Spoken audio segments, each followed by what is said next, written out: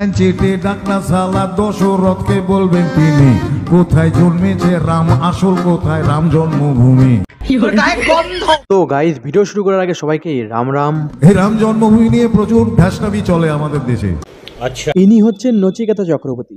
চক্রবর্তী মানে ব্রাহ্মণ। একজন ব্রাহ্মণ হয়ে ভগবান শ্রীরামের জন্মভূমি নিয়ে কিল্লি করছে। দারুণ লজ্জার ব্যাপার। প্ল্যান চেটে ডাকনা সালা দশরথকে বলবেন তিনি কোথায় জন্মেছে রাম, আসল কোথায় রাম জন্মভূমি। তুমি বাপের মুখে জল করেছো। নচিকেতা স্যার, জুতোটা আমরা পায়ে ব্যবহার করি, হাতে তুলে নিতে বাধ্য করো না। ভগবান শ্রীরাম কোথায় জন্মেছিল না জন্মেছিল সেটা নিয়ে তুমি বলার কি? হ্যাঁ, ভগবান রাম আমাদের বুকে আছে, আমাদের শ্রদ্ধায় আছে, আমাদের আস্থায় আছে। আর হ্যাঁ, আমি রাম ভক্ত, তাই বলে আমি কোনো পার্টি করি না। ঠিক হ্যাঁ। এই রাম জন্মভূমি নিয়ে প্রচুর ঢ্যাসটাবি চলে আমাদের দেশে। হ্যাঁ, এটা তো অ্যাকচুয়ালি ধর্মের ব্যাপার নয়, এটা পুরোটাই পলিটিক্যাল খেলা। হ্যাঁ, একদম ঢ্যামনামো করবি না, পাছা গরম করে দেবো বলে দে। রাম মন্দির পলিটিক্যাল খেলা? হ্যাঁ, আজকে তোমাকে একটু ইতিহাস পড়াবো আর হালকা করে একটু চাটনও দেবো।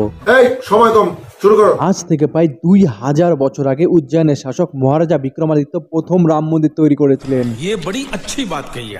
এবং 1526 খ্রিস্টাব্দে পানিপথের প্রথম যুদ্ধ হয়, আর তার সঙ্গে সঙ্গে মুঘলদের রাজত্ব শুরু হয়ে যায়। আর মুঘলদেরকে তো জানোই, মন্দির ভাঙা, পুরোহিত মারা, রেপ করা ছাড়া আর কিছু জানতো নাকি শালা রেপিস্টরা। নিঃসন্দেহে তুই ঠিক কথা বলেছিস। ঠিক তেমনই 1528 সালে বাবরের সেনাপতি মীর বাকি দ্বারা রাম মন্দির ভাঙা হয়েছিল। আর সেই ধ্বংসাবশেষের উপরেই একটি মসজিদ নির্মাণ করে, যার নাম পরে বাবরি মসজিদ।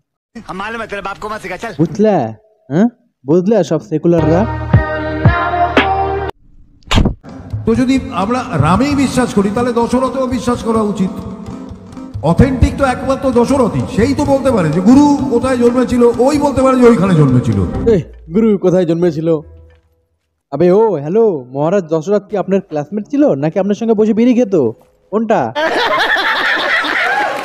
অথেন্টিক তো একমাত্র দশরথই, সেই তো বলতে পারে যে গুরু কোথায় জন্মেছিল। এই রাম জন্মভূমি নিয়ে প্রচুর ঢ্যাসটাবি চলে আমাদের দেশে।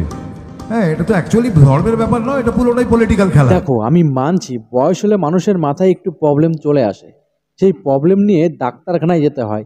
দর্শকের মাঝে সেরকম ভুলভাল বলতে হয় না। जनता को आप मूर्ख समझना बंद कर दीजिए। পলিটিক্যাল খেলা, হ্যাঁ, পলিটিক্যাল খেলা। আল্লাহু আকবার বললে ও মুসলিম, আর জয় শ্রীরাম বললে আরে এ তো বিজেপি করে। বাহ, বুদ্ধিজীবী বাহ। 134টা বছর আইনের সঙ্গে লড়াই করার পর ফাইনালি প্রভু শ্রীরাম তার জন্মভূমিতে ফিরছে। তারপরেও কিছু হিন্দু বলবে, সরি দগলা হিন্দু বলবে, আরে বিজেপি তো ভোট পাওয়ার জন্য করছে। এই বাবার হলো আবার যার শাড়ি বিয়ে ঔষধে বাবরের পুরো 14 গোষ্ঠী মনে আছে, কিন্তু ছত্রপতি শিবাজী মহারাজ কে ছিল, মহারানা প্রতাপ কে ছিল, গুরু গোবিন্দ সিং কে ছিল, কে ছিল এরা উইকিমিডিয়া থেকে জানতে হয়। মানে হিন্দুদের দেশে হিন্দুদের ইতিহাস গায়েব। বাহ, আরে আমরা না পড়লে জানবো কি করে যে হিন্দুদেরও কিছু রাজা ছিল যাদের নাম শুনলে মুঘলরা প্যান্টে মুতে ফেলতো। কোথায় জন্মেছে রাম, আসল কোথায় রাম জন্মভূমি। নচিকেতা স্যার, আগে আপনার জন্মভূমিটা বলেন, তারপরে রাম মন্দির। আমি আমার বাংলাতেই থাকতে চাই, বাংলাদেশে শিফট করতে চাই না মোটেই। তার মানে এই নয় যে আমি বাংলাদেশকে ভালোবাসি, এটা আপনারা সবাই নিশ্চয়ই জানেন যে বেসিক্যালি আমার অরিজিনটা বাংলাদেশে, আমি বরিশালের ছেলে। এনআরসি আসলে তো আগে কার জন্মভূমি কোথায় বুঝবার আমি বুঝে গিয়ে।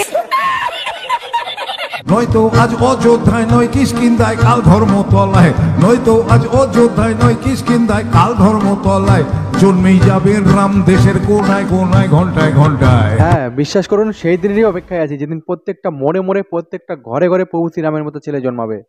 তখন আপনাদের মতো কিছু লোক যখন প্রভু শ্রীরামের নামে উল্টা পাল্টা বলবে, তখন পায়ের জুতো হাতে নিয়ে মাথায় ছুঁড়ে মারবে। এটা তো অ্যাকচুয়ালি ধর্মের ব্যাপার নয়, এটা পুরোটাই পলিটিক্যাল খেলা। হ্যাঁ, আরে ভাই, আমার ঘরের মন্দির ভেঙে যদি তুমি মসজিদ করে দাও, অবশ্যই এটা অন্যায়। আর এই অন্যায়ের প্রতিবাদ আমি যদি করি তাহলে আমি পলিটিক্স করছি। বাহ, বুদ্ধিজীবী বাহ। করেছি আমি ঈশ্বরে বিশ্বাস করা শুরু করেছি, তার সাথে ধর্মের কোনো সম্পর্ক নেই। হ্যাঁ, রামায়ণ পড়ে এবং দেখে একটা জিনিস তো ঠিকই বুঝতে পেরেছি যে জয় শ্রীরাম বললে রাক্ষসদের অবস্থা খারাপ হয়ে যেত, আর সেটা এখনো করেছি আমি ঈশ্বরে বিশ্বাস করা শুরু করেছি, তার সাথে ধর্মের কোনো সম্পর্ক নেই। আপনি ঈশ্বরে বিশ্বাস করেন কি করেন না সেটা একান্তই আপনার ব্যাপার, কিন্তু আপনার কোনো অধিকার নেই প্রভু শ্রীরামকে নিয়ে কটূক্তি করা, মানুষের আস্থার উপর আঙ্গুল তোলার কোনো অধিকার নেই। ইনি নাকি আবার মহানায়কের পুরস্কার প্রাপ্ত। যাদের রাম মন্দির নিয়ে অসুবিধা হচ্ছে হোক, কি আর করা। কিন্তু তোমরা একটা কাজ করতে পারো, কমেন্টে জয় শ্রীরাম লিখতে পারো। জয় শ্রীরাম।